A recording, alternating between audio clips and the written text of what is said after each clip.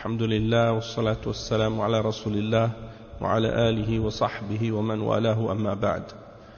Donc, on commence avec un texte écrit par le cheikh Abu Rayhana Salim al-Gharyani, un des anciens élèves du cheikh Mohammed bin Hadi al-Madkhali, Aslahahullah. Et le titre de ce texte, c'est Al-Cheikh Mohammed ibn Hadi wa jinayatu tafriq al-Salafiyin, c'est-à-dire le cheikh Mohammed ibn Hadi et le crime de la division des salafis, c'est-à-dire le crime d'avoir divisé les salafis. Il commence donc son texte en disant Bismillahir Rahmanir Rahim, louange à Allah, au nom d'Allah, le tout miséricordieux, le très miséricordieux. Alhamdulillahi Rabbil Alamin, wa la udwana illa ala al-zalimin, wa sallallahu wa sallam ala afdalil anbiya'i wal mursalin. أما بعد فإن الشيخ محمد بن هادي أصلحه الله فرق السلفيين وشتتهم في العالم بسبب أحكامه الظالمة ومجازفاته الآثمة وما تشهده الساحة السلفية في هذه الآونة من تفرق وتجرذم وتباغض بين السلفيين لهو حصاد ما زرعه الشيخ محمد بن هادي من بذور التفرق ونتاج ما اصطنعه من أسباب الاختلاف. ومن المحزن أننا نسمع جعجعة ولا نرى طحنا ونسمع ضجيجا ولا نرى دليلا أيعقل هذا؟ كل هذه الحرب الشعواء على السلفيين وتفريقهم وجرهم في أوحال الفتن وزرع البغضاء والتهاجر بينهم لا مصلحة فيه إلا للشيطان وأوليائه من أعداء الإسلام وأعداء السلفية. فعن جابر بن عبد الله رضي الله عنهما قال سمعت النبي صلى الله عليه وسلم يقول إن الشيطان قد أيأس أن يعبده المصلون في جزيرة العرب ولكن في التحريش بينهم. فقد كان طلاب العلم في المدينة النبوية مجتمعين على علمائهم يحضرون دروسهم ويحرصون على مجالسهم وإن وجد شيء من الاختلاف بينهم في بعض الأمور فهو يسير جدا، إلا أنهم في هذه الفتنة تفرقوا وتهاجروا وتعصب طائفة منهم للشيخ محمد بن هادي تعصبا أعماء فكالوا لإخوانهم الطعونات صعافقة يرددون ما يمليه عليهم الشيخ محمد بن هادي ولو وزناهم بميزانه المطفف لكانوا أقل من الصعافقة. Donc le cheikh il commence en disant louange à Allah le Seigneur des mondes et nulle transgression excepté contre les injustes et paix et bénédiction sur le meilleur des prophètes et des envoyés. Ensuite il dit certes le cheikh Mohammed ibn Hadi qu'Allah le réforme a divisé les salafis dans le monde à cause de ses principes et de ses imprécisions injustes. Et ces derniers temps, la division et la haine entre les salafis, dont la scène salafi est témoin, n'est que le résultat de ce que le cheikh Mohammed ibn Hadi a semé et créé comme graine de la division à cause des divergences. N'est que le résultat de ce que le cheikh Mohammed ibn Hadi a semé et créé comme graine de division et cause de divergence. Et il est triste d'entendre tant de bruit sans voir aucune preuve. Est-ce que cela est logique? Toute cette guerre aveugle contre les salafis, les diviser, les traîner dans la boue des fitan, des tribulations et des problèmes, semer la haine et le boycott entre eux, n'est de l'intérêt de personne d'autre que le shaitan et ses alliés parmi les ennemis de l'islam et les ennemis de la salafiyya. Et il a été rapporté selon Jabir ibn Abdullah radiyallahu anhuma qu'il a dit, j'ai entendu le prophète sallallahu alayhi wa sallam dire, le shaitan a perdu l'espoir d'être adoré par les gens qui font la salat dans la péninsule arabe, mais ils sèment la discorde entre eux. Les étudiants de sciences, les tullab al-ilm, dans la ville de Médine, al-Madina, étaient réunis autour de leurs ulama, ils assistent à leurs cours, ils sont présents à leurs assises. Et s'il y a une quelconque divergence entre eux sur certaines choses, ce sont des choses très légères. Mais dans cette fitna, ils se sont divisés, se sont boycottés les uns les autres, et un groupe d'entre eux ont suivi le Cheikh Mohammed ibn Hadi aveuglément, de manière fanatique, et en sont venus même à attaquer leurs frères par toutes sortes d'insultes. Sa'afiqa, sa'afiqa, sa'afiqa. Ils répètent ce que leur dicte le Cheikh Mohammed ibn Hadi. Et si nous pesions, si nous les pesions eux, avec sa propre balance biaisée, eh bien, ils seraient probablement moins que les Sa'afiqa eux-mêmes. Ensuite, le Cheikh il dit, ودب هذا الداء من المدينة النبوية التي خرجت منها أنوار النبوة وانطلقت منها الرسالة إلى أقاصي البلاد، فأي جناية جناها الشيخ محمد بن هادي على الدعوة وعلى منطلق الرسالة، يحاضر من هذا المكان الطاهر إلى عدد من البلدان عبر الهاتف ليفرق فيها بين السلفيين المتحابين. والنبي صلى الله عليه وسلم يقول كما في حديث علي رضي الله عنه: المدينة حرم ما بين عير وثور، فمن أحدث فيها حدثا أو آوى محدثا فعليه لعنة الله والملائكة والناس أجمعين، ولا يقبل منه يوم القيامة صرف ولا عدل. الحديث. ومن أعظم الإحداث إحداث الفرقة بين السلفيين المتآخين المتحابين في الله. قال الله تعالى: إن الذين فرقوا دينهم وكانوا شيعا لست منهم في شيء إنما أمرهم إلى الله ثم ينبئهم بما كانوا يفعلون. وقال عز وجل: ولا تكونوا من المشركين من الذين فرقوا دينهم وكانوا شيعا كل حزب بما لديهم فرحون. ولا يخفى على كثير من السلفيين سعي الشيخ محمد بن هادي في التفريق بين السلفيين، إما بالطعن في عدد من الدعاة السلفيين بلا برهان، أو التعريض بالعلماء السلفيين وانتقاصهم، وكل هذا موجب للفرقة والتنازع، لا سيما إذا رافقه التعصب الذميم والولاءات الباطلة. وكذلك لا يخفى على السلفيين تحريض الشيخ محمد بن هادي لمن تعصب له في بلاد الجزائر على عدم الاجتماع مع إخوانهم الذين يمدون أيديهم للمصالحة كما في اتصاله بأزهر سنيقرأ.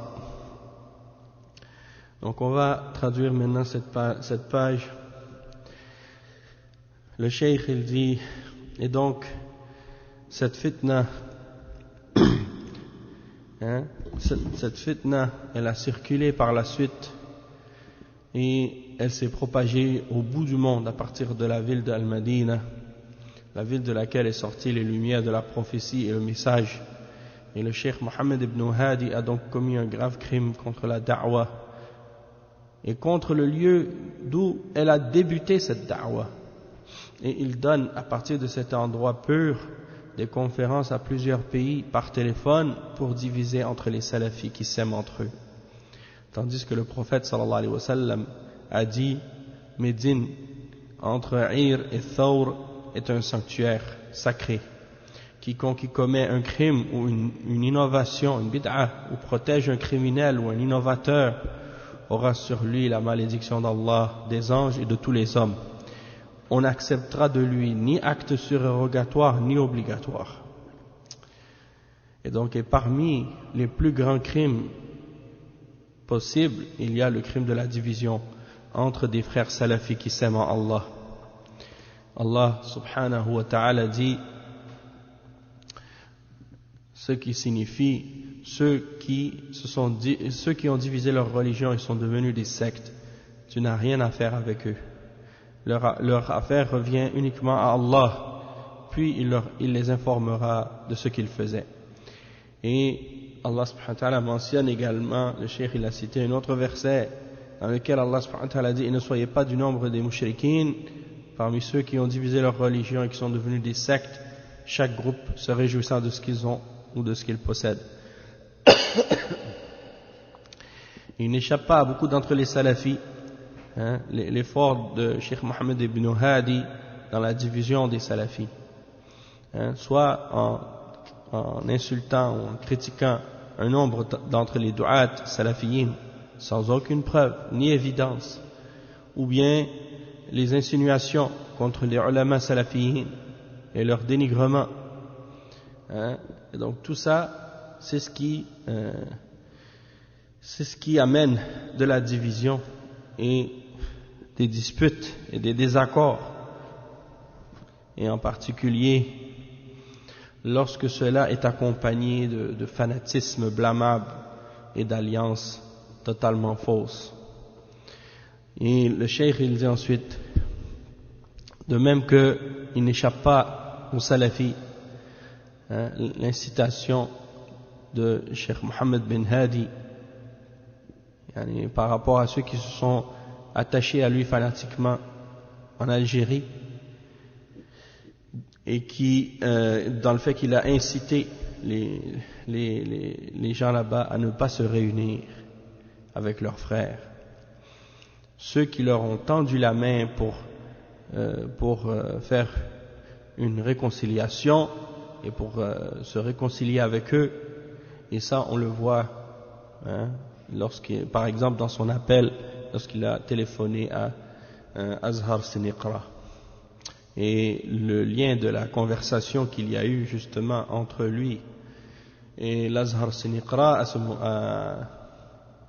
ce sujet est mentionné à la page 3 avec le lien de bas de page, un lien YouTube avec la conversation audio qui est disponible. Et cette conversation, elle a été entendue par plusieurs, et elle a été enregistrée et retranscrite, et justement le cheikh il en retranscrit une partie.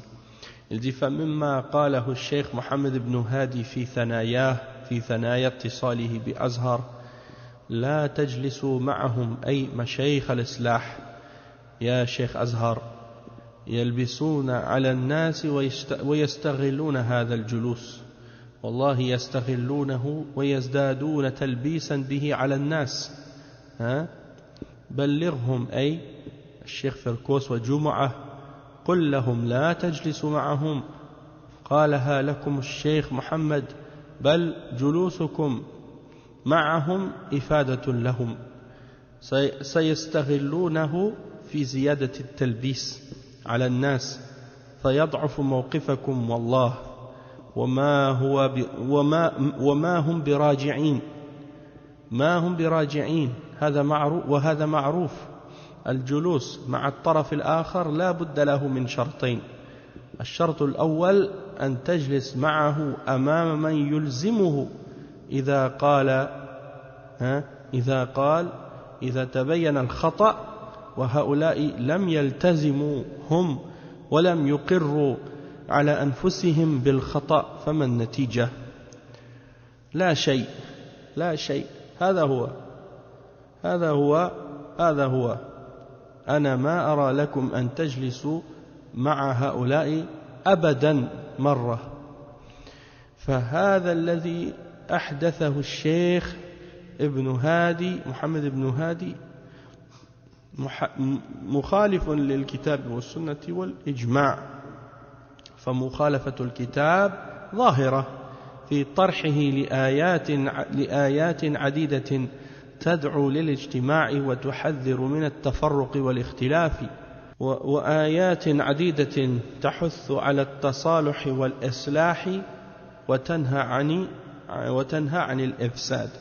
قال الله تعالى: يا أيها الذين آمنوا اتقوا الله حق تقاته ولا تموتن إلا وأنتم مسلمون واعتصموا بحبل الله جميعا ولا تفرقوا. قال الحافظ ابن كثير رحمه الله: قوله ولا تفرقوا يعني أمرهم بالجماعة ونهاهم عن التفرقة.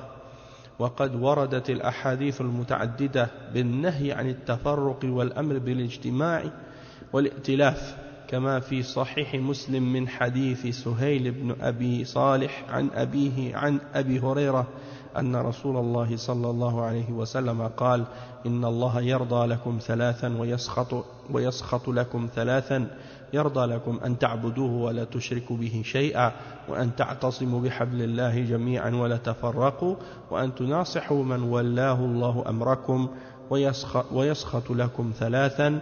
قيل وقال: وكثرة السؤال وإضاعة المال. وقد ضمنت لهم العصمة عند اتفاقهم من الخطأ، كما وردت بذلك الأحاديث المتعددة أيضا، وخيف عليهم الافتراق والاختلاف.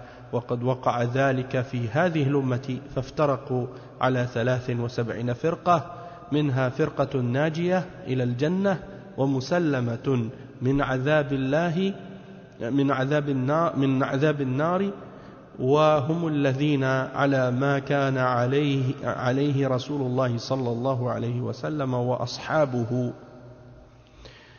Donc le cheikh il cite donc cette parole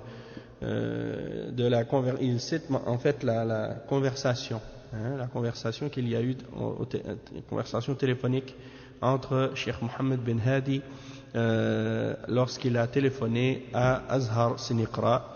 Et dans cette conversation, il dit: ne vous asseyez pas avec eux, c'est-à-dire les mashaykh de Al-Islah, c'est-à-dire les mashaykh de l'Algérie, parmi les mashaykh de Al-Islah. Et il lui dit: ya Cheikh Azhar, ils vont confondre les gens, ils vont profiter de cette assise avec eux, par Allah, ils vont profiter, ils vont utiliser cette assise et ils vont rajouter ou augmenter de confusion, ils vont mélanger les gens avec cette assise. Alors transmets-le aux autres, c'est-à-dire Cheikh Farkous et Cheikh Jumu'ah, Abdul Majid Jumu'ah, et dis-leur de ne pas s'asseoir avec eux, et c'est celui qui vous le dit, c'est Cheikh Mohammed.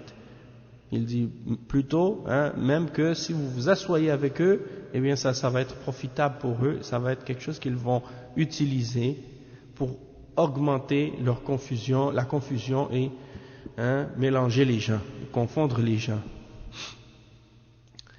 Et ils vont confondre les gens et ils vont affaiblir votre position par Allah. Et ils ne vont pas revenir de toute façon. En voulant dire, ils ne vont pas revenir à la vérité. Il le dit deux fois. Il dit, ils ne vont pas revenir. Ils ne vont pas revenir. Et ça, c'est connu. Il dit donc de s'asseoir avec l'autre, c'est-à-dire les opposants, ou bien ceux qui sont de l'autre côté de notre opinion, ceux qui nous opposent. Eh bien, ça nécessite deux conditions. Il dit la première condition, c'est que vous devez vous asseoir devant quelqu'un qui va vous imposer. Lorsque, par exemple, on a clarifié l'erreur, que vous êtes assis en présence de quelqu'un qui va être capable de vous imposer de rester sur la vérité, et lorsque vous avez reconnu votre erreur, eh bien que vous devez revenir vous devez revenir de cette erreur. Donc il dit, ceux-là, ils ne vont pas respecter, ils ne vont pas suivre la vérité, ils n'ont pas admis leur erreur déjà à la base. Donc à quoi ça sert? Ils n'ont pas admis leur propre erreur. Alors quel est le résultat dans ce cas-là? Et il dit, c'est rien, il n'y aura aucun résultat. Et donc c'est ça, voilà, c'est ça, c'est ainsi. il dit je ne vois pas que vous devriez vous asseoir avec eux jamais, hein, abadan, du tout. Et donc ça c'est la parole de Cheikh Mohammed bin Hadi, et ici ce qu'il dit est en contradiction avec le Coran, la Sunna et le consensus. Et parmi les preuves que ce qu'il dit est en contradiction avec le Coran, eh bien ça c'est évident et c'est apparent lorsque on regarde les nombreux versets qui incitent au fait de se réunir et qui avertissent contre la division et la divergence. Dans de nombreux versets où il y a une incitation à la réconciliation et à la réconciliation et à la réforme, et qui interdisent le désordre et l'ifsad, la corruption et le désordre. Et il cite par exemple les versets dans lesquels Allah subhanahu wa ta'ala dit: ô vous qui avez cru, Allah dit ce qui signifie: ô vous qui avez cru, préservez-vous d'Allah comme il mérite que vous vous préserviez de lui, et ne mourrez qu'en étant musulmans, et cramponnez-vous au câble d'Allah, cramponnez-vous tous au câble d'Allah et ne vous divisez pas. Et il cite ensuite l'explication du cheikh Al-Hafiz Ibn Kathir rahimahullah, et il dit donc, lorsque Allah subhanahu wa ta'ala dit dans le verset wala tafarraqu, et ne vous divisez pas, c'est un ordre pour eux de rester avec la jama'a, et il leur interdit de se diviser, d'être divisés, comme cela a été mentionné dans de nombreux hadiths sur l'interdiction de se diviser et l'ordre de rester unis, et de rester ensemble. Et comme cela a été rapporté dans le Sahih de l'imam Muslim, dans le hadith de Suhayl ibn Abi Salih, selon son père, selon Abu Huraira radiyallahu anhu, que le messager d'Allah sallallahu alayhi wa sallam a dit: Allah est satisfait pour vous de trois choses, et il se fâche pour vous pour trois choses. Il est satisfait pour vous du fait que vous l'adoriez lui seul et que vous n'associez rien avec lui, vous ne faites pas de shirk en associant quoi que ce soit avec lui, et que vous vous cramponniez au câble d'Allah tous ensemble, et que vous ne vous divisiez pas, et que vous faisiez preuve de sincérité en donnant le bon conseil à ceux à qui Allah a donné le pouvoir sur vous. Et il se fâche pour trois choses. Pour vous, c'est le fait de perdre le temps à des discussions inutiles, qil wa qal, de poser trop de questions et de gaspiller l'argent. Et l'imam Ibn Kathir, il dit ensuite, et on nous a la garantie et l'infaillibilité ont été garanties lorsque les musulmans sont unis. Donc on nous a garanti l'infaillibilité de tomber dans l'erreur, la protection de tomber dans l'erreur lorsqu'on est unis, comme cela est mentionné dans de nombreux hadiths aussi. Et également on a craint pour nous la divergence et la division, et cela a été mentionné dans nombreux hadiths aussi. Et il dit que cela est arrivé dans cette umma, c'est-à-dire qu'il y a eu de la division dans cette umma, comme le prophète sallallahu alayhi wa sallam l'avait mentionné. Il dit que les musulmans se sont divisés en 73 sectes, une secte d'entre elles qui est sauvée et qui va au paradis et qui est sauvée du châtiment, de l'enfer, et il dit ce sont ceux qui suivent ce que suivait le prophète sallallahu alayhi wa sallam et ses compagnons. Donc ça c'est la fin de la citation de la parole de Ibn Kathir dans son tafsir. Et il dit ensuite: وقال تعالى ولا تكونوا كالذين تفرقوا واختلفوا من بعد ما جاءهم البينات وأولئك لهم عذاب عظيم. il dit: قال العلامة السعدي رحمه الله في هذا تحذير للمسلمين من تشتتهم وتفرقهم فرقا كل فريق يتعصب لما معه من حق وباطل فيكونون مشابهين بذلك للمشركين في التفرق بل الدين واحد والرسول واحد والإله واحد وأكثر الأمور الدينية وقع فيها الإجماع بين العلماء والأئمة والأخوة الإيمانية قد عقدها الله وربطها أتم ربط فما بال ذلك كله يلغى ويبنى التفرق والشقاق بين المسلمين على مسائل خفية أو فروع خلافية يضلل بها بعضهم بعضا ويتميز بها بعضهم عن بعض فهل هذا إلا من أكبر نزغات الشيطان وأعظم مقاصده التي كاد بها للمسلمين وهل السعي في جمع كلمتهم وإزالة ما بينهم من الشقاق المبني على ذلك الأصل الباطل إلا من أفضل الجهاد في سبيل الله وأفضل الأعمال المقربة إلى الله.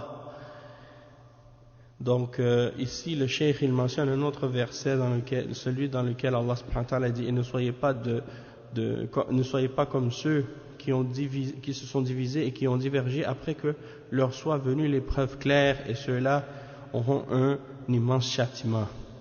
Et il cite le tafsir de ce verset par Al-Allama Sa'di rahimahullah et il dit qu'il y a dans ce verset un avertissement pour les musulmans de ne pas se diviser, de ne pas se séparer en groupes, en sectes, chaque groupe s'attachant fanatiquement à ce qu'il retient ou à ce qu'il a avec lui, que ce soit vrai ou faux, que ça s'attachant fanatiquement à ce qu'il a avec lui de vrai ou de faux, et donc il ressemble en cela aux mouchriquines qui se divisent, et le cheikh il dit que plutôt notre religion est une religion unique, notre messager est un seul messager, et notre Dieu, notre divinité est une divinité unique. Celui que nous adorons est unique. Donc, la plupart des choses religieuses, des affaires religieuses, on voit qu'il y a un consensus qui a été établi au sujet de la plupart des choses religieuses dans la religion entre les ulama et les imams de la religion. Et la fraternité basée sur la foi que Allah subhanahu wa ta'ala a attaché et a établi, il l'a attaché de la façon la plus solide et la plus forte. Donc comment pourrait-on essayer d'abolir ou d'annuler ce nœud qui a été serré, qui a été attaché par Allah subhanahu wa ta'ala entre les croyants, et essayer de bâtir la division et la divergence et la séparation et la scission entre les musulmans sur des questions qui sont subtiles ou bien sur des branches de la religion qui sont des questions de divergence et que chacun traite l'autre d'égaré à cause de celle-ci ou bien chacun cherche à se distinguer de l'autre à cause de celle-ci. Donc, est-ce que cela peut être autre chose que les suggestions du diable et les ruses du diable qui essaient d'égarer les musulmans? Et est-ce qu'il y a une chose qui peut être plus en accord avec les objectifs du shaitan par rapport au tort qu'il cherche à faire et aux ruses qu'il cherche à faire aux musulmans? Donc il dit, est-ce qu'il y aurait un combat et une lutte dans le sentier d'Allah, un djihad dans le sentier d'Allah, ou une action parmi les actions qui rapprochent à Allah qui serait meilleure hein, que de faire tous les efforts possibles dans le but de réunir la parole des musulmans et de retirer entre eux, hein, tout ce qui pourrait les amener à se diviser et qui serait basé sur un fondement de fausseté.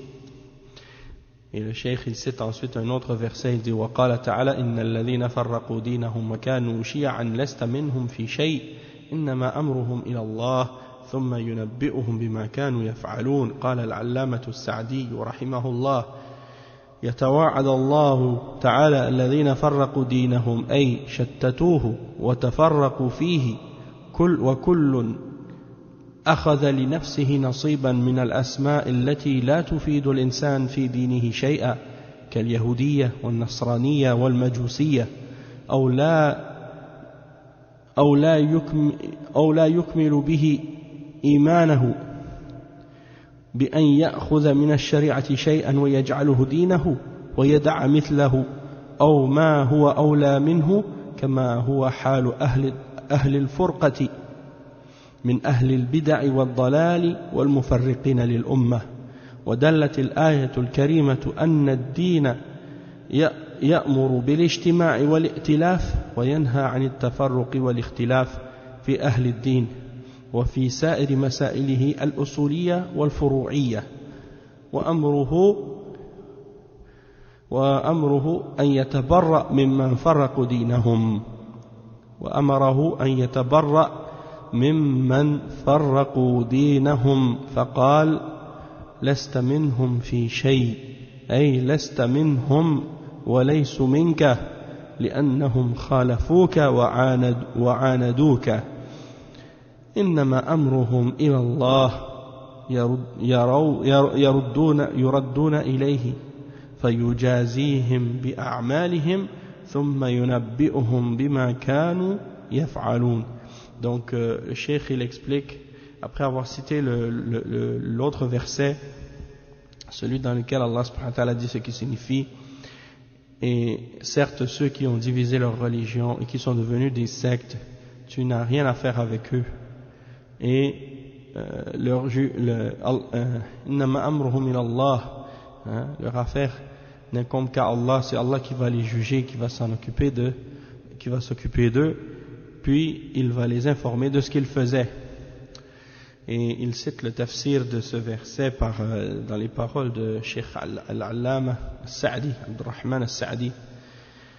Il dit, Allah subhanahu wa ta'ala dans ce verset,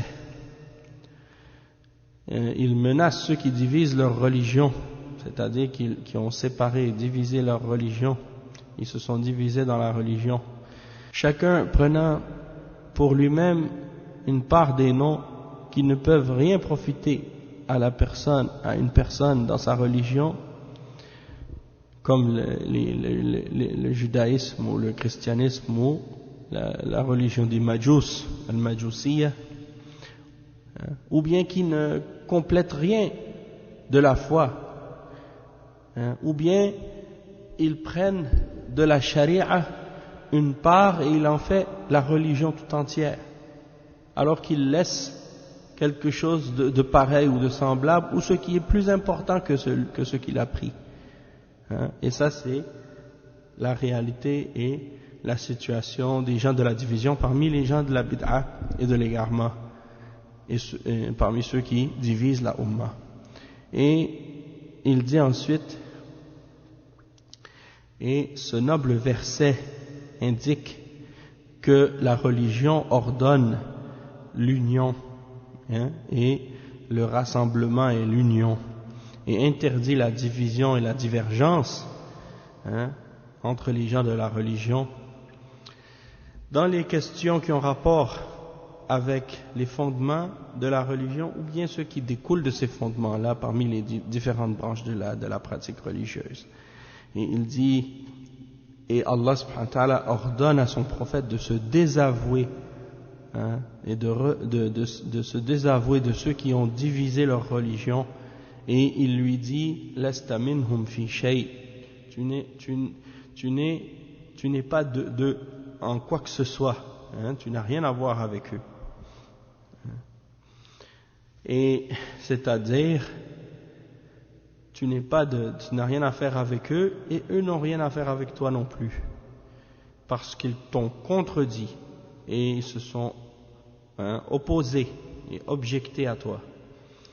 Et leur affaire ne revient qu'à Allah subhanahu wa ta'ala qui va les rétribuer selon leurs œuvres, puis il les informera de ce qu'ils ont fait. Puis le cheikh cite d'autres versets par la suite. Par exemple, وقال تعالى وأطيعوا الله ورسوله ولا تنازعوا فتفشلوا وتذهب ريحكم واصبروا إن الله مع الصابرين. وقال تعالى وأن هذا صراطي مستقيما فاتبعوه ولا تتبعوا السبل فتفرق بكم عن سبيله ذلكم وصاكم به لعلكم تتقون. وقال تعالى يا أيها الرسل كلوا من الطيبات واعملوا صالحا إني بما تعملون عليم. وأن هذه أمتكم أمة واحدة وأنا ربكم فاتقون فتقطعوا أمرهم بينهم زبرا كل حزب بما لديهم فرحون. وقال تعالى ولا يزالون مختلفين إلا من رحم ربك ولذلك خلقهم. وقال تعالى وإن الذين اختلفوا في الكتاب لفي شقاق بعيد. وقال تعالى وما اختلف فيه إلا الذين أوتوه من بعد ما جاءتهم البينات بغيا بينهم. وقال تعالى وما تفرق الذين أوتوا الكتاب إلا من بعد ما جاءتهم البينات. Donc le cheikh il a cité ensuite d'autres versets qui ont le sens de l'interdiction de la division et l'ordre de rester unis. Et il cite par exemple les versets dans lesquels Allah subhanahu wa ta'ala dit wa ati'u Allah, et obéissez à Allah. Il dit ce qui signifie et obéissez à Allah et à son messager et ne divergez pas, sinon vous échouerez et vous perdrez votre force. Votre force sera perdue. Et soyez endurants, certes Allah est avec les endurants. Et il mentionne un autre verset dans lequel Allah subhanahu wa ta'ala dit et voici mon chemin droit dans toute sa rectitude, alors suivez-le et ne suivez pas les petits sentiers qui vous diviseront de son chemin. Voilà en quoi Allah vous enjoint, ou bien voilà ce que Allah subhanahu wa ta'ala vous enjoint pour que vous puissiez atteindre la taqwa, la piété. Et il dit également ce qui signifie ô vous les messagers, mangez des bonnes choses et faites des bonnes œuvres. Certes, je suis connaissant de ce que vous faites. Et cette umma qui est la vôtre est une umma unique, une nation unique. Et je suis votre Seigneur, alors préservez-vous de moi. Et ils se sont par la suite donc divisés entre eux, chacun avec des livres différents, chaque groupe se réjouissant de ce qu'il possède. Et il cite ensuite un autre verset dans lequel Allah subhanahu wa ta'ala dit ce qui signifie et ils demeureront toujours dans la divergence excepté celui à qui ton Seigneur a fait miséricorde, et c'est pour cela qu'il les a créés. Et le verset suivant dans lequel Allah subhanahu wa ta'ala dit ce qui signifie certes ceux qui ont divergé à propos du livre sont dans un schisme éloigné, une division lointaine. Un autre verset dans lequel Allah subhanahu wa ta'ala dit et ils n'ont divergé à son sujet, c'est-à-dire le livre, excepté ceux qui l'ont reçu après que leur soient parvenues les preuves claires par rivalité entre eux. Et il mentionne un autre verset dans lequel Allah subhanahu wa ta'ala dit ce qui signifie et les gens du livre, ceux qui ont reçu le livre, ne se sont divisés qu'après que leur soit venue la preuve claire.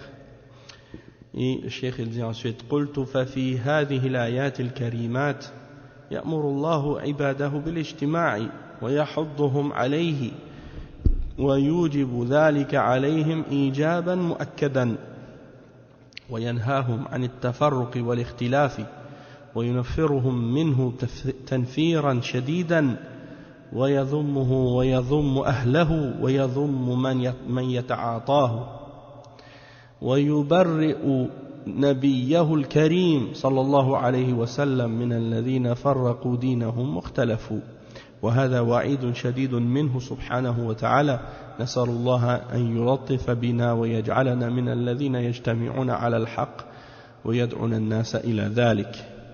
Donc il dit ensuite, et je dis, puis dans ces versets, dans ces nobles versets, Allah subhanahu wa ta'ala, il ordonne à son serviteur, le prophète sallallahu alayhi wa sallam, de rester réunis et unis. Il les incite à l'unité et il leur rend cela obligatoire avec plusieurs ordres et obligations qui viennent confirmer cet ordre. Et il leur interdit la division et la divergence et il leur ordonne de fuir de la divergence de la manière la plus forte et la plus sévère possible, et il les blâme. Et il blâme également les gens qui se divisent, et qui rentrent dans la division, et il ordonne même à son prophète sallallahu alayhi wa sallam de se désavouer de ceux qui divisent leur religion et qui divergent dans la religion. Et ça, c'est une menace sévère de la part d'Allah subhanahu wa ta'ala, et on demande à Allah subhanahu wa ta'ala qu'il fasse envers nous preuve de douceur et qu'il fasse que nous soyons parmi ceux qui se réunissent sur la vérité et qui invitent les autres à cela. Il dit ensuite: وقد أمر الله عباده تأكيدا لهذا الأصل الأصيل أنه لو وقع بينهم الخلاف أن يهرعوا للصلح والإصلاح وأن لا يتمادوا في الفرقة والاختلاف، وذلك في غير ما آية من كتابه العزيز، بل حثهم على الصلح في أشد الحالات كالاقتتال وتخالف السيوف.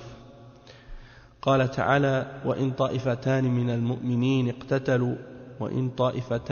المؤمنين اقتتلوا فأصلحوا بينهما فإن بغت إحداهما على الأخرى فقاتلوا التي تبغي حتى تفيء إلى أمر الله فإن فاءت فأصلحوا بينهما بالعدل وأقسطوا إن الله يحب المقسطين إنما المؤمنون إخوة فأصلحوا بين أخويكم واتقوا الله لعلكم ترحمون. قال الحافظ ابن كثير رحمه الله يقول تعالى: آمرا بالإصلاح بين المسلمين الباغين بعضهم على بعض، وإن طائفتان من المؤمنين اقتتلوا فأصلحوا بينهما، فسماهم مؤمنين مع الاقتتال. وبهذا استدل البخاري وغيره على أنه لا يخرج من الإيمان بالمعصية وإن عظمت، ولا كما يقوله الخوارج ومن تابعهم من المعتزلة ونحوهم. وهكذا ثبت في صحيح البخاري من حديث الحسن عن أبي بكرة أن رسول الله صلى الله عليه وسلم خطب يوما ومعه على المنبر الحسن بن علي فجعل ينظر إليه مرة وإلى الناس أخرى ويقول: إن ابن هذا سيد ولعل الله أن يصلح به بين فئتين عظيمتين من المسلمين. فكان كما قال صلوات الله وسلامه عليه: أصلح الله به بين أهل الشام وأهل العراق بعد الحروب الطويلة والواقعات المهولة. Le cheikh il dit ensuite: et Allah subhanahu wa ta'ala a ordonné ses serviteurs, ou bien Allah subhanahu wa ta'ala il dit: et Allah subhanahu wa ta'ala a ordonné son serviteur avec des confirmations de ce fondement fondamental, que si il y avait entre les musulmans une divergence, qu'ils devaient se précipiter vers la réconciliation et l'entente, et qu'ils ne devaient pas s'obstiner et continuer dans la division et dans la divergence, et cela est confirmé et mentionné dans plusieurs versets dans son livre puissant, même qu'il les a incités à la réconciliation et à l'accord dans les situations les plus sévères et les plus difficiles, comme par exemple lorsqu'il y a des combats, et que les gens sont en train de croiser le fer, avec les épées. Donc il mentionne le verset 9 et 10 dans Surat Al-Hujurat, dans lesquels Allah subhanahu wa ta'ala dit ce qui signifie: et si deux groupes d'entre les croyants combattent, alors qu'ils fassent la réconciliation entre les deux.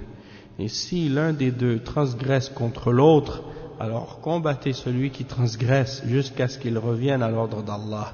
Et s'ils reviennent, s'ils reviennent et qu'ils cessent, alors faites la réconciliation entre eux en toute justice et soyez justes. Certes, Allah aime la justice et aime les justes.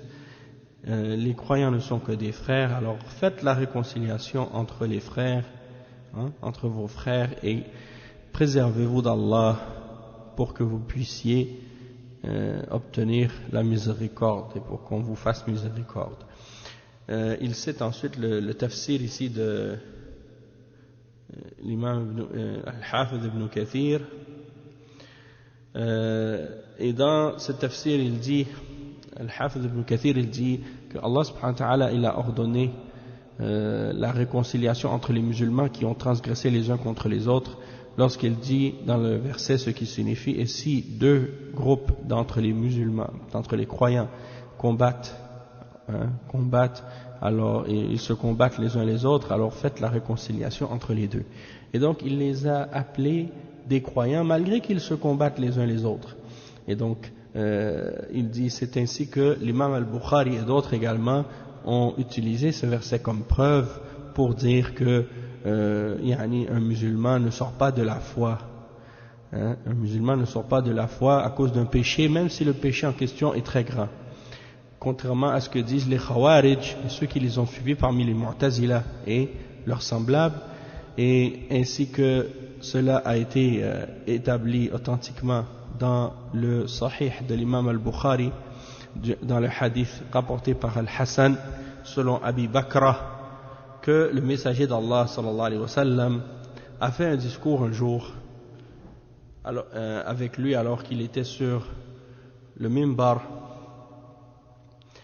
Il était sur le minbar et il y avait avec lui Al-Hassan, le fils de Ali, donc son petit-fils.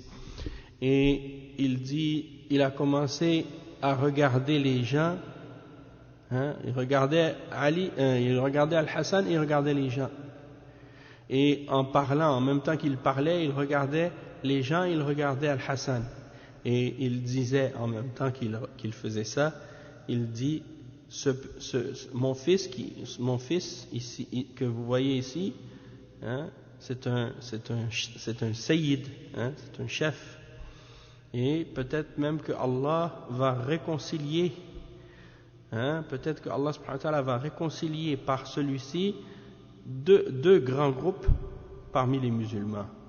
Et il dit, et c'est ainsi que ce que le prophète sallallahu alayhi wa sallam s'est avéré réalisé, et Al-Hassan a réellement plus tard, après la mort du prophète sallallahu alayhi wa sallam, réconcilié entre les habitants de la Syrie et les habitants de l'Irak après de longues guerres et des combats entre les gens. Donc le cheikh il dit: wa qawluhu fa in baghat ihdahuma.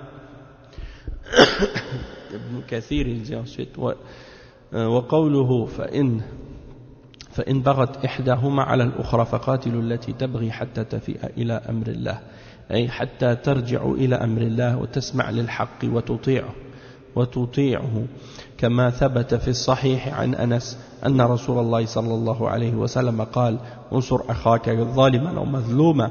قلت: يا رسول الله هذا نصرته مظلوما فكيف أنصره ظالما قال تمنعه من الظلم فذاك نصرك إياه. Donc il dit à la suite du tafsir, il mentionne la fin du verset ou bien la suite du verset qui dit et si un groupe transgresse contre l'autre, alors combattez celui qui transgresse jusqu'à ce qu'il revienne à l'ordre d'Allah, c'est-à-dire jusqu'à ce qu'il revienne au commandement d'Allah, et qu'il écoute la vérité et qu'il lui obéisse, comme cela est rapporté dans le hadith authentique rapporté selon Anas, dans lequel le messager d'Allah sallallahu alayhi wa sallam a dit viens en aide ou viens au secours de ton frère, qu'il soit l'injuste ou celui qui subit l'injustice, c'est-à-dire qu'il soit injuste ou qu'il soit l'opprimé ou qu'il soit celui qui est injuste, ou bien qu'il soit l'injuste ou celui qui est opprimé, qui subit l'injustice. Alors quelqu'un a dit, Anas a dit, ô messager d'Allah, celui qui est opprimé, c'est sûr qu'on vient à son secours, ça c'est normal, mais comment je peux lui venir en aide ou venir à son secours alors que il est l'injuste, c'est lui qui fait l'injustice?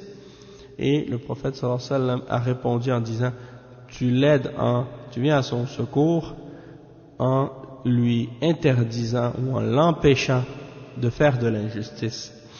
Voilà comment tu viens au secours de ton frère lorsqu'il fait l'injustice, c'est en l'empêchant de faire de l'injustice. Le cheikh dit قلت قال بعض أهل المعاني إتيانه بإن الشرطية بدل إذ يشير إلى قلة وقوع هذا من المؤمنين أو نظرته وفيه إشارة أنه لا ينبغي أن يقع بينهم الاختلاف والاقتتال.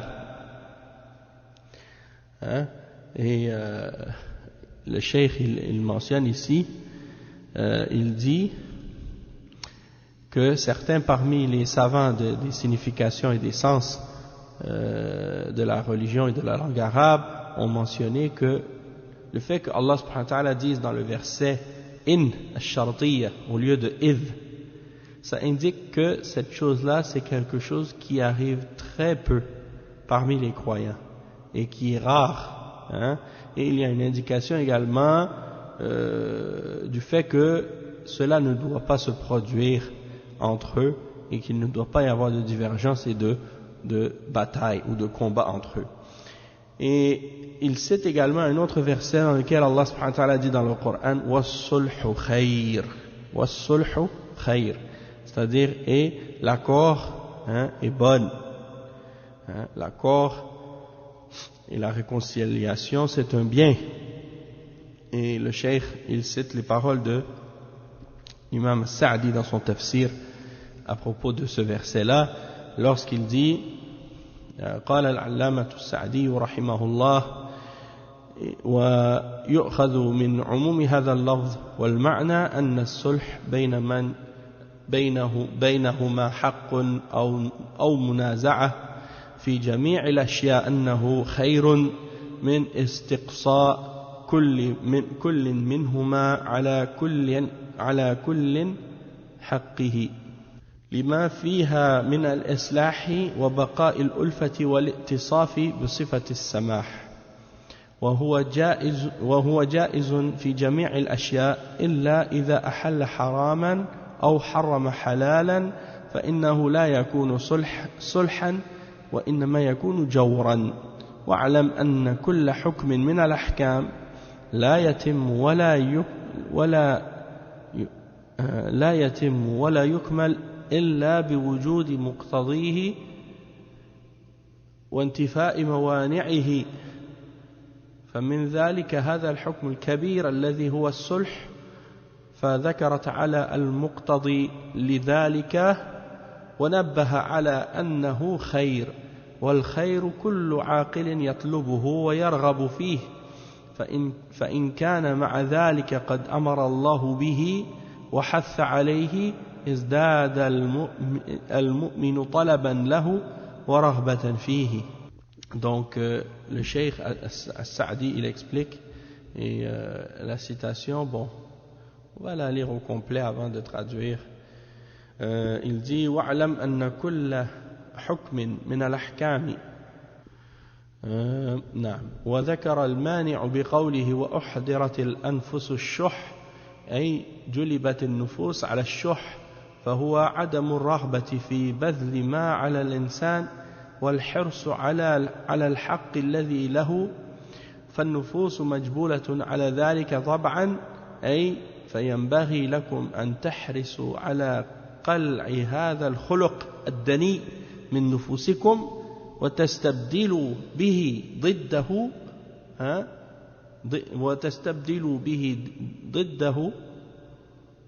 وتستبدلون به ضده وهو السماحة يعني وهو بذل الحق الذي عليك والاقتناع ببعض الحق الذي لك فمتى وفق الإنسان لهذا الخلق الحسن سهل حينئذ عليه الصلح بينه وبين خصمه ومعامله وتسهلت الطريق للوصول إلى المطلوب بخلاف من لم يجتهد في إزالة الشح من نفسه فإنه يعسر عليه الصلح والموافقة لأنه لا يرضيه إلا جميع ماله ولا يرضى أن يؤدي ما عليه فإن كان خصمه مثله اشتد الأمر. Donc le cheikh il dit donc dans ce passage là, explication du verset was-sulh khair, la réconciliation c'est quelque chose de bon, c'est quelque chose qui est bien. Et Cheikh As-Sa'di il dit on peut tirer du sens général de ce verset la signification que l'accord et la réconciliation entre des gens qui ont un droit ou bien qui ont une dispute, un désaccord dans toute chose, dans n'importe quelle chose, que c'est mieux que chacun reste chacun de son côté à chercher à avoir son droit de son côté. Pourquoi? Parce qu'il y a dans ça une réconciliation et le fait de demeurer unis et d'être catégorisé ou bien plutôt de posséder la caractéristique du pardon, de savoir excuser les autres et pardonner les autres, et ça c'est un bien. Et il dit le cheikh que ça c'est quelque chose qui est permis, c'est-à-dire la réconciliation et la bonne entente, de faire des ententes avec les gens pour essayer de trouver un accord et une réconciliation. C'est quelque chose qui est permis dans toutes les choses, excepté si cela consiste à rendre halal ce qui est haram ou rendre haram ce qui est halal. Alors dans ce cas-là, c'est pas une réconciliation et c'est pas un accord, plutôt c'est de l'injustice. Le cheikh il dit ensuite, et sache que tout jugement parmi les jugements ne peut être complet, excepté lorsque il y a la présence de ce que cela implique et que les empêchements sont mis de côté et enlevés. Et parmi les exemples de ça, par rapport à ce grand jugement, c'est-à-dire le jugement de la réconciliation. Donc Allah subhanahu wa ta'ala il a mentionné dans le verset ce qui est impliqué par cette réconciliation là, et il a indiqué que c'est un bien, et le bien toute personne raisonnable et intelligente le recherche et le désire, le veut. Et donc si c'est ainsi, si Allah subhanahu wa ta'ala en plus de ça il a ordonné la réconciliation, il a incité à le faire, eh bien le croyant va faire encore plus d'efforts pour l'acquérir et l'obtenir pour le faire, et il va le souhaiter encore plus. Et donc il mentionne par contre quelque chose qui peut empêcher les gens à se réconcilier et à chercher des accords on va se mettre d'accord entre eux. Et cette chose qui est mentionnée dans le verset, c'est ash-shuh, la cupidité, parce que les âmes ont été créées cupides. Les gens aiment l'avidité et la cupidité, et donc ash-shuh en arabe, c'est de ne pas vouloir dépenser ce qui revient, ou de ne pas vouloir donner ou dépenser ce qui revient à la personne, et le désir ardent de posséder ce qui lui appartient. Et les âmes sont créées ainsi, par nature. Et donc c'est évident qu'il faut dans ce cas-là faire tous les efforts possibles pour retirer ce mauvais comportement, ce comportement qui est bas de vos âmes, et essayer de le remplacer par son contraire, c'est-à-dire la tolérance et le fait d'être pardonneur et d'excuser les autres, et de dépenser le bien qui revient et qui est le droit, c'est-à-dire qu'est-ce qui est de ton obligation et de ton devoir de donner, tu le donnes, tu le dépenses, et d'être satisfait de délaisser une partie de ce qui te revient, une partie de ce qui te revient de droit. Donc tu vas donner à la personne à qui le droit revient, tu lui donnes son droit, et tu vas être satisfait parfois également de donner une partie de ce qui te revient de droit, pour arriver justement à cette réconciliation et à cet accord, à cet accord. Et il dit donc, lorsque l'être humain arrive à obtenir le succès dans le fait d'adopter ce bon comportement, eh bien à ce moment-là, il devient facile de faire cette réconciliation entre lui et son opposant, et d'interagir avec lui. Et les moyens et les voies qui amènent à cet objectif-là, eh bien, ils deviennent faciles aussi, contrairement à celui qui ne s'est pas, disons, forcé, qui n'a pas fait d'effort pour essayer de retirer de son âme cette avidité et cette cupidité. Alors pour celui-là, il devient très difficile de faire cette réconciliation et cet accord avec la personne avec qui il a un conflit. Pourquoi? Parce que il ne sera pas satisfait de donner à la personne l'accord, excepté s'il obtient tout son bien, et tout ce qui lui revient en entier, et il n'acceptera pas de donner quoi que ce soit à son opposant de ce qui lui revient, ou bien de ce qu'il doit donner à son opposant. Et lorsque son opposant est pareil comme lui, il est aussi borné que lui, alors dans ce cas-là, l'affaire devient difficile. Et ça, c'est la fin des paroles de Cheikh Al-Sa'di et de leur signification dans son tafsir de Taysir Al-Karim Al-Rahman. Le Cheikh il dit فكيف بمن يرفض الصلح على الحق إنه لفي خطر عظيم بل كيف بمن يحرض على الفرقة وعدم الصلح فهذا أشد وأشد والله المستعان. Donc il dit le Cheikh, donc que dire maintenant de celui qui refuse l'accord et la réconciliation à propos de la vérité? Eh bien ça, il dit ça, c'est encore un plus grand danger. Même comment quelqu'un pourrait-il inciter à la division et à ne pas se réconcilier dans une affaire aussi grave? Ça, c'est encore plus grave. Wallahu al-musta'an. Et le Cheikh, il mentionne un autre verset dans lequel Allah subhanahu wa ta'ala dit قال تعالى لا خير في كثير من نجواهم إلا من أمر بصدقة أو معروف أو إصلاح بين الناس ومن يفعل ذلك ابتغاء مرضات الله فسوف نؤتيه أجرا عظيما. Et il dit وقال العلامة السعدي رحمه الله أو إصلاح بين الناس، والإصلاح لا يكون إلا بين متنازعين متخاصمين، والنزاع والخصام والتغاضب يوجب من الشر والفرقة ما لا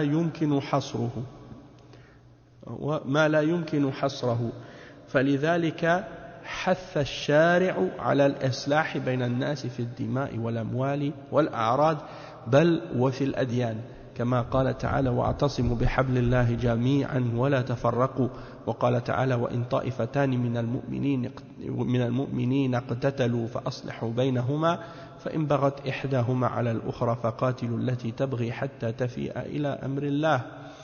الآية. قال تعالى والصلح خير والساعي في الإصلاح بين الناس أفضل من القانت بالصلاة والصيام والصدقة، والمصلح لا بد أن يصلح الله سعيه وعمله، وكما أن الساعي في الإفساد لا يصلح الله عمله ولا يتم له مقصوده، كما قال تعالى إن الله لا يصلح عمل المفسدين. فهذه الأشياء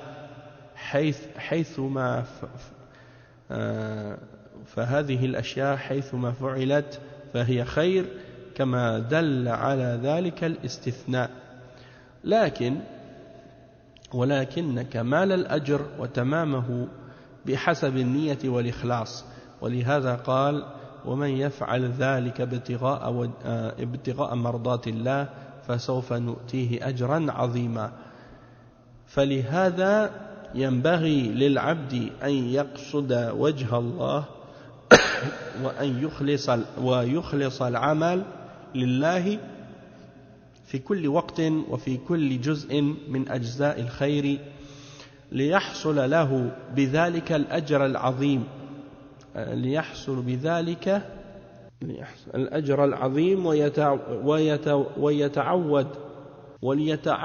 وليتعود الإخلاص فيكون من المخلصين،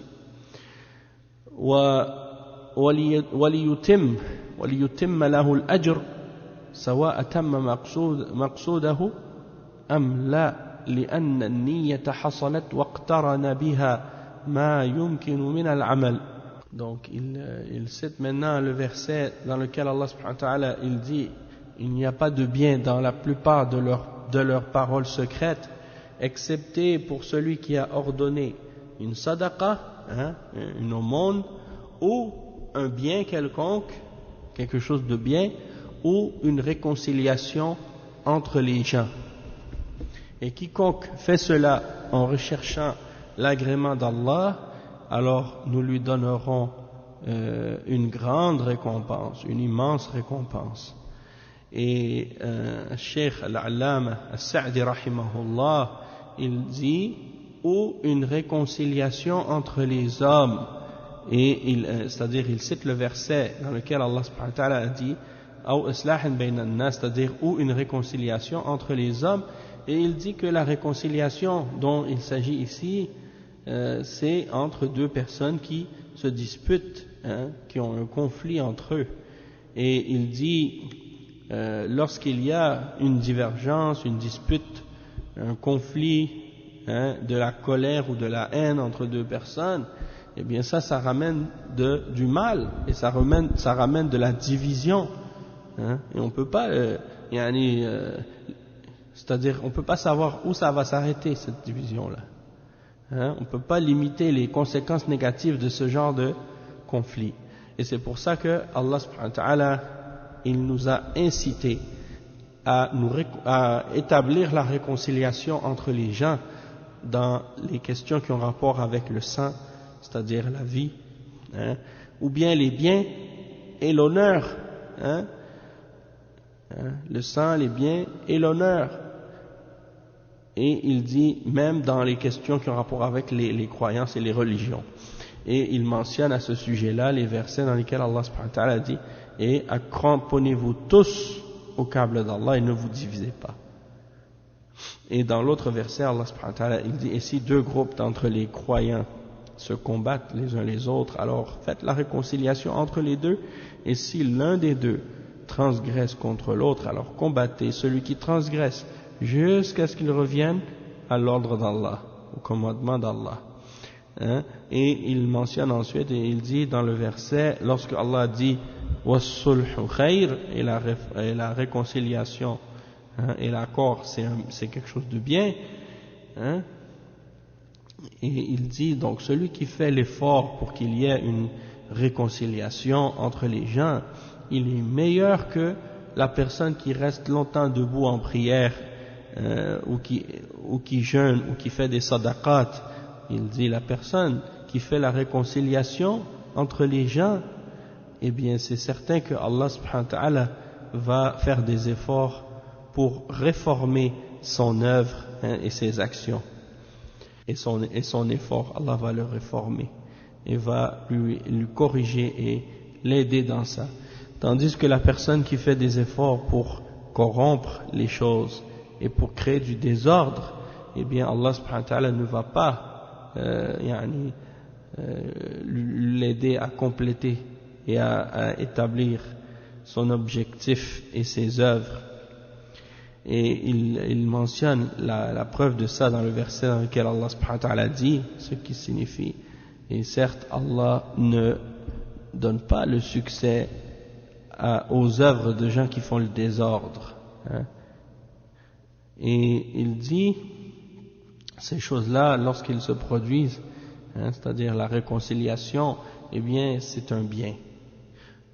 Kama dalla ala dhalika al-istithna, c'est-à-dire que ça c'est indiqué par l'exception qui a été mentionnée dans le verset, c'est-à-dire il n'y a pas de bien dans la plupart de leurs paroles, excepté, hein, et il mentionne parmi ces choses, les choses qui sont des exceptions, eh bien le fait de réconcilier entre les hommes.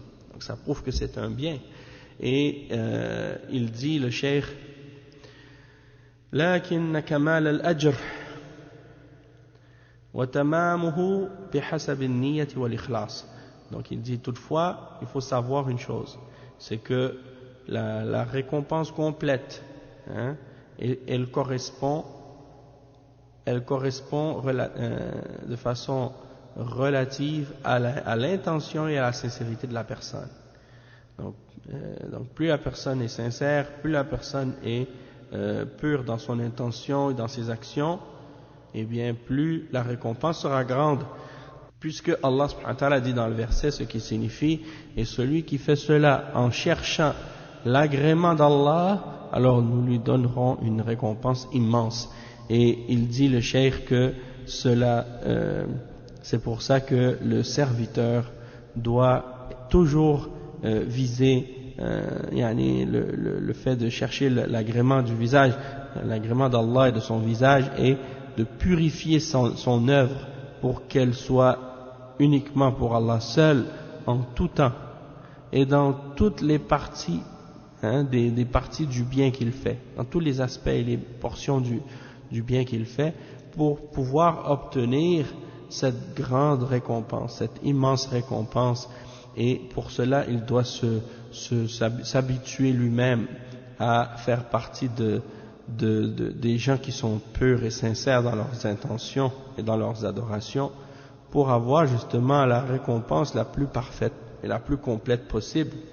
Il dit, peu importe qu'il réussit à atteindre son objectif ou non, car l'intention, elle est pas reliée au résultat, parce que l'intention, elle n'est pas reliée au résultat, c'est-à-dire dans le sens que si la personne, elle avait une bonne intention et que son objectif, il n'a pas réussi à l'accomplir ou à le compléter, mais il aura quand même la récompense, hein, du fait qu'il a eu l'intention, qu'il a fait l'effort, hein. Et donc c'est pour ça qu'il dit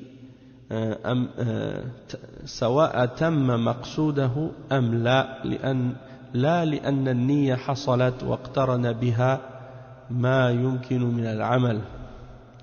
Donc c'est-à-dire que il aura sa récompense s'il a été sincère hein, peu importe qu'il a complété ce qu'il a voulu ou non. Pourquoi? Parce que l'intention, elle était là, et elle était sincère.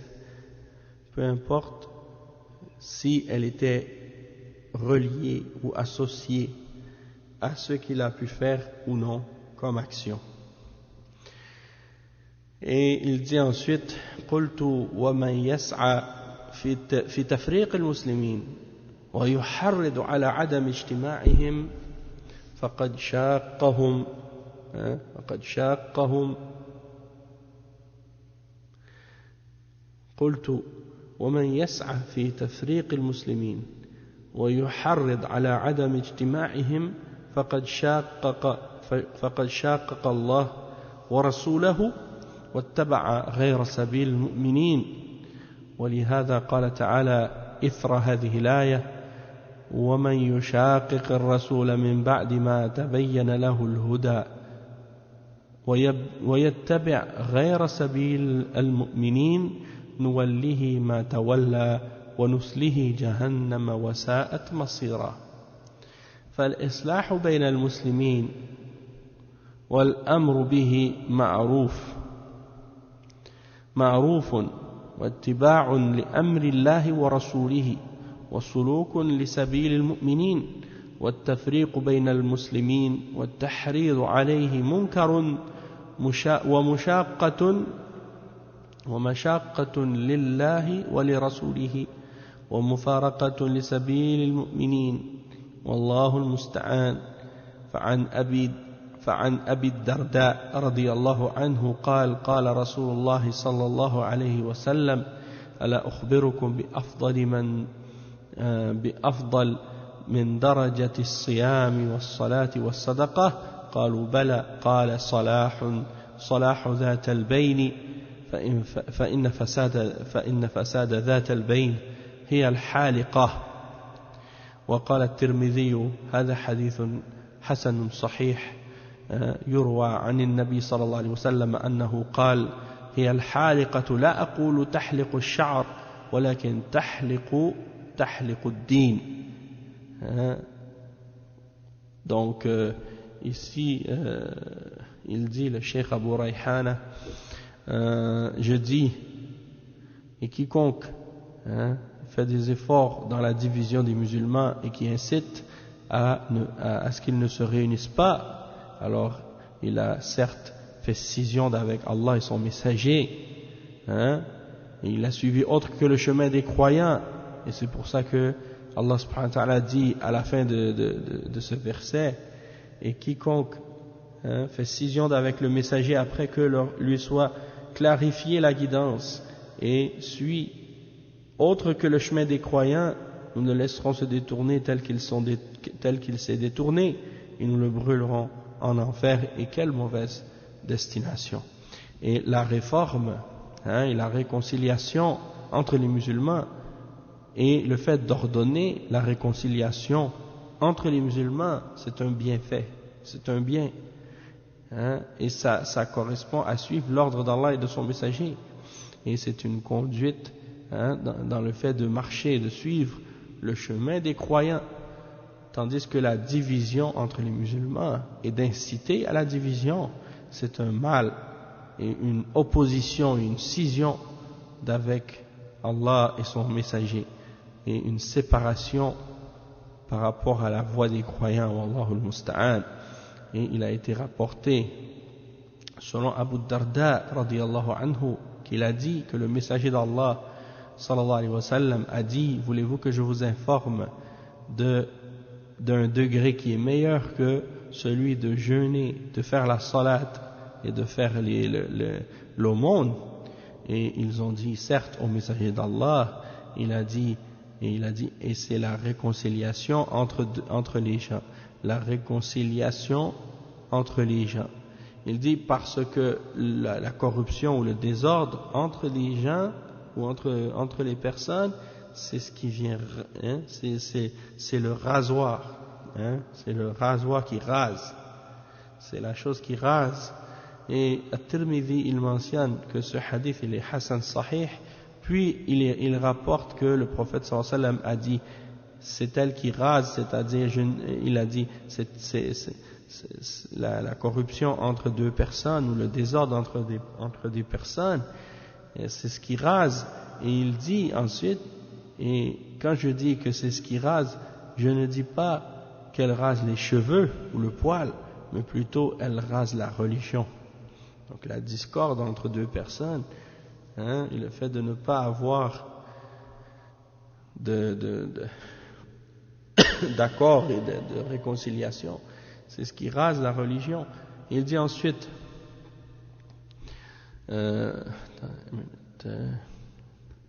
oui, donc il dit وقال الترمذي, non ça on l'a lu, il dit ومخالفة السنة ظاهرة في تركه العمل بأحاديث كثيرة تحث على هذه على ومخالفة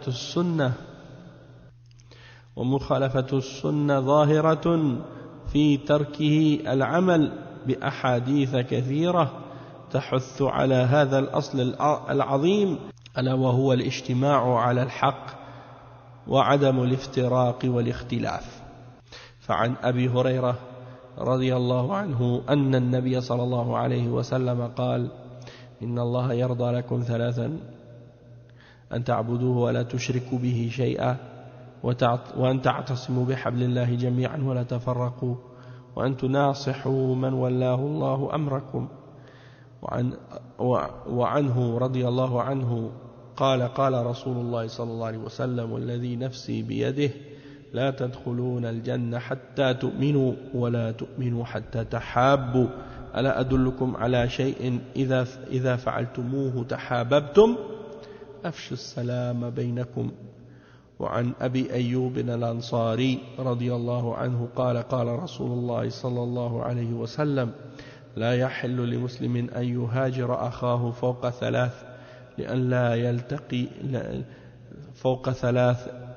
ثلاث ليال يلتقيان فيعرض هذا ويعرض هذا وفي رواية فيصد هذا ويصد هذا وخيرهما الذي بدأ بالسلام. Donc on va s'arrêter ici avec cette série de hadiths qu'on a lus et on peut en traduire quelques-uns de ceux qu'on a lus.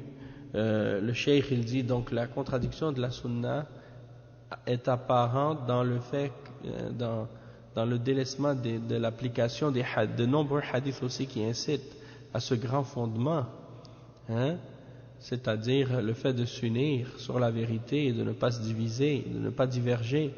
Et il cite le hadith qu'on a lu au début, selon Abu Hurayra radiyallahu anhu, que le prophète sallallahu alayhi wa sallam a dit, certes Allah est satisfait pour vous de trois choses: que vous l'adoriez lui seul et que vous n'associez rien avec lui, et que vous cramponniez au câble d'Allah vous tous, et que vous ne vous divisiez pas, et que vous donniez le bon conseil à ceux qui ont le commandement sur vous, ceux à qui Allah a donné le commandement sur vous. Ça c'est le hadith qui a été rapporté, le premier qui est en fait rapporté par At-Tirmidhi, Abu Daoud, Ahmad, Ibn Majah, Ibn Hibban, et il est authentifié également par Sheikh Al-Albani dans Bulugh al-Maram. Et il y a également l'autre hadith qu'on a lu qui est rapporté selon Abi Hurayra aussi, dans lequel il dit que le messager d'Allah sallallahu alayhi wa sallam a dit: par celui qui tient mon âme en sa main, vous n'entrerez pas au paradis jusqu'à ce que vous soyez croyants, jusqu'à ce que vous croyez, et vous ne croirez pas tant que vous ne vous aimez pas. Et voulez-vous que je vous indique une chose par laquelle, si vous la faites, vous vous aimerez les uns les autres? Eh bien, envoyez le salam ou propagez la paix entre vous. C'est-à-dire le salam et la paix, donc la salutation et la paix. Et il mentionne d'autres hadiths également. Donc on va s'arrêter ici pour aujourd'hui comme j'ai dit, et on continuera la suite, la deuxième partie de cette lecture du texte, Inch'Allah, à la prochaine occasion, bi'idhnillah. سبحانك اللهم وبحمدك أشهد أن لا إله إلا أنت أستغفرك وأتوب إليك وصلى الله وسلم على نبينا محمد وعلى آله وصحبه أجمعين والسلام عليكم ورحمة الله وبركاته.